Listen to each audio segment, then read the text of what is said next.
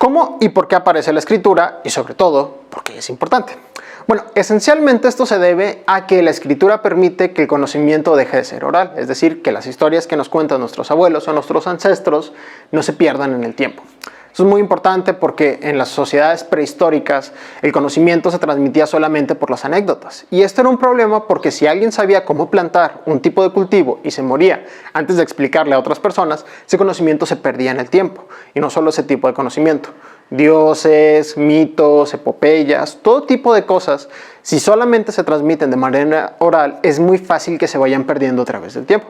Entonces, por eso la escritura es una de las mayores revoluciones en la historia de la humanidad, porque permite que el conocimiento sea acumulable, se mantenga constante y, sobre todo, para mí como historiador es muy importante porque me permite estudiar las sociedades del pasado.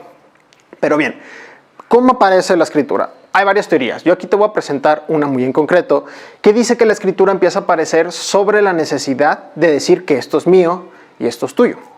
¿Cómo pasa esto, no? Esencialmente lo que va a suceder es que vamos a pensar en un gran comerciante. Un comerciante tenía sacos y esos sacos los necesitaba distinguir como su propiedad, ya que estaban en algún almacén. Entonces, en este almacén él le podía poner una pequeña como tapita de barro y en esta tapita de barro marcaba como una especie de señal, ¿no? Lo que ahora nosotros pensaríamos como una A, aunque no era una A en ese momento, eran pictogramas o símbolos y marcaba una especie de símbolo. Entonces este símbolo empezaba a significar algo, no solo era que fuera como una marca distintiva, sino que significaba este saco pertenece a, vamos a suponer que este mercader se llamaba Antonio, entonces este saco pertenece a Antonio. Ahora bien, estos son los comienzos más básicos. Aquí estamos entonces creando que tenemos, en primer lugar, una marca que pasa a convertirse en un símbolo. Y luego estas marcas muchas veces se empiezan a convertir en pictogramas. Los pictogramas son un poco más complejos porque pueden representar una serie de cosas. Vamos a suponer que ahora este mercader tiene muchos productos, es decir, ahora empiezan a comerciar más, esta cultura o esta civilización necesita cada vez más artículos, ¿no? ¿Qué es lo que va a pasar ahora? Bueno, esta marca que tenía en concreto la convierte en un pequeño símbolo para decir que este saco no solo es que pertenezca a esta persona, sino que tiene, ya que ahora tiene tantos sacos que no puede decir exactamente qué tiene cada cosa. Y dibuja una especie de vaquita, ¿no? Entonces eso significa que tiene carne, que tiene cuero, que tiene algún recurso específico. Entonces esta vaca entonces es un pictograma que significa, por un lado tenemos la A, sigue permaneciendo, que significa este saco pertenece a Antonio, pero ahora con la vaquita. Entonces la vaquita significa este saco que contiene vacas pertenece a Antonio. Si ven como ahora tenemos un enunciado mucho más complejo, entonces estas cosas se van complejizando. Prácticamente lo que está diciendo esta teoría es que conforme incrementa el comercio y conforme va incrementando la necesidad de marcar la propiedad de los recursos, va apareciendo la escritura. Ahora, la escritura no solo, aquí por ejemplo estoy hablando muy concretamente en la antigua Sumeria, no solo aparece de esta manera, y la escritura también puede tener varias acepciones. Para los egipcios, por ejemplo, la escritura tenía un simbolismo también muy importante porque significaba magia, significaba poder, significaba palabras. Es decir, la escritura egipcia no evolucionó a ser fonética. Muchas veces, por ejemplo, la palabra o el símbolo que nosotros habíamos marcado al inicio pues no tenía un sonido, simplemente era un símbolo que alguien veía y podía identificar. La cosa es que ahora evolucionó a ser algo mucho más complejo porque la gente que decía, bueno, el símbolo de vaquita, como nosotros sabemos que la vaca se dice vaca para nosotros en el presente, ellos empezaban a decir, bueno, este símbolo se pronuncia de la misma manera que nosotros decimos vaca, es decir, el símbolo ahora significa palabras.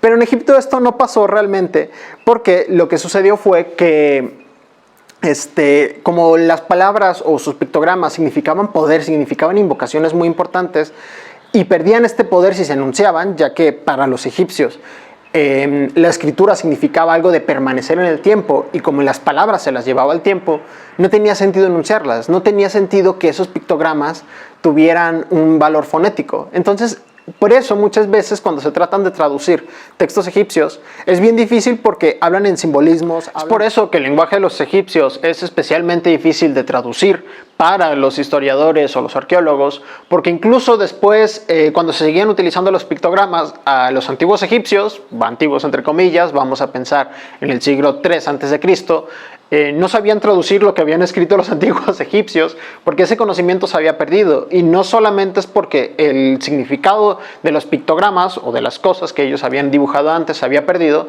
sino porque estaba encriptado. O sea, no querían que todo el mundo supiera y eran cosas muy específicas para una sociedad y un momento dado. Pero bueno, vamos a resumir esto porque no quiero hacer el video muy largo. Prácticamente esta teoría te va a decir que el lenguaje aparece por la necesidad de hacer una distinción entre las cosas que son mías y las tuyas. Luego también el lenguaje se va a utilizar mucho por parte de los grandes reyes para contar sus gestas heroicas y parte de los sacerdotes para contar de dónde provenían los dioses y cómo era que se legitimaban ciertas estructuras del poder. Llegado un momento, como vamos a ver, el lenguaje también va a servir para legitimar a ciertos gobernantes o para contar las grandes gestas heroicas que hicieron. Sin más, por ejemplo, vamos a tener las gestas de Gilgamesh. También entonces esto va a ser muy importante porque muchas veces no recordamos a los mejores reyes, entre comillas, sino a quienes pudieron patrocinar escribas o quienes tuvieron el suficiente interés o ego para hacerlo, y de esta manera entonces pues ellos mismos crearon toda una leyenda en torno a esa figura y son las que nos han llegado.